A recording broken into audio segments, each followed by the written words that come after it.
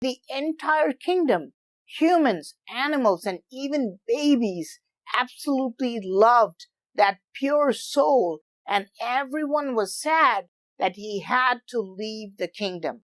But Rama would never go against the words of his father, so he proceeds to go to the forest. Now, look carefully. What does this carving show? Observe the facial expressions of all these people. What is happening? On the right, you can see more figures, visibly unhappy. In the center, there is a weird device. There is a large conical structure.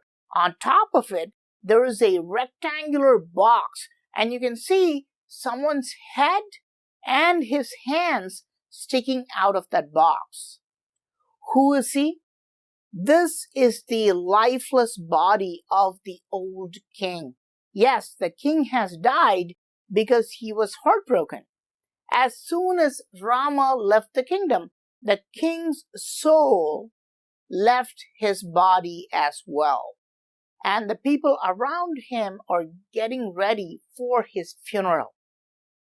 The setup for the cremation looks outlandish. A typical funeral pyre in India would just consist of a stack of firewood and the body placed in a supine lying position on top of it. Here, however, we can see a large device or a contraption similar to modern-day electric cremation furnaces. In India, we have these electric furnaces now. You can clearly see that it is a closed box, possibly a metal box, with just holes on top to show his head and hands.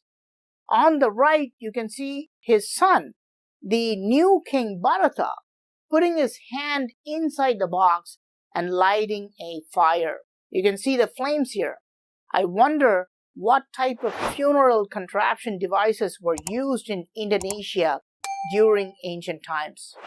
You can see that they have planted a few banana plants on either side, and they've decorated the box with banana leaves.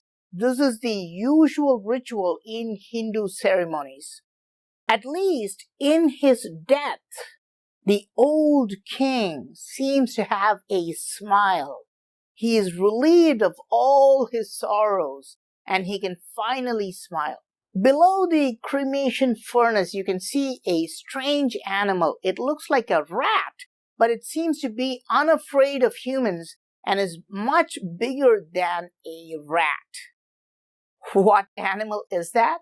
This species is called the greater bandicoot rat.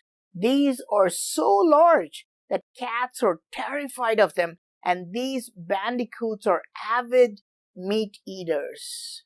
You can understand why the sculptor has carved this animal in the funeral grounds. This bandicoot rat is going to scavenge for scrap meat and is going to feed on it.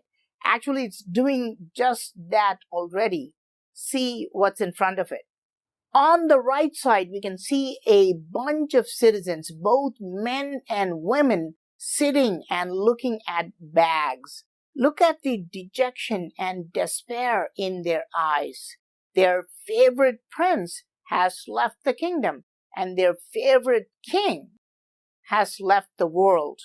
These people have now packed their bags and are going to leave the kingdom because they cannot stand what's going on.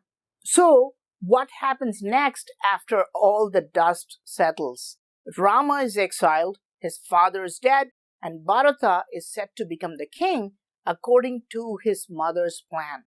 That could be the end of the story. Probably that's how the story would end today. Everyone had a strong moral compass. So, what happens here? You can see there are two figures sitting on horses. In front of them, you can see these two figures, and this guy is turning back and has recognized these two horse riders. The figure on the right is Rama. Where is he now? He's walking in the forest. How do we know that? What does Rama usually have in his hands? Bow and arrow, right? But what does he have now? That's right, a flower. He has plucked a wild flower and his other hand is shown empty because he's not a prince. He does not need his bow and arrow. He's living a much simpler life now. His assistant is smiling as he recognizes the two horse riders who have come to see them. Who are these two horsemen? It is Bharata and his younger brother. Bharata does not want to be the king. He never wanted to take the throne from Rama. This could be the alternate ending here. These two guys have come and are begging Rama to come back to the kingdom and take the throne. The assistant sees this as a possibility. He's tired of living in the forest already and wants to go back to the good life. But what happens next? Even after repeated requests from Bharata, Rama refuses to come. Rama is sitting on the right and Bharata is standing, pleading Rama to change his mind. But Rama has promised his father, and his father had promised his wife that Rama would be in exile for 14 years. So he insists that he cannot return before that.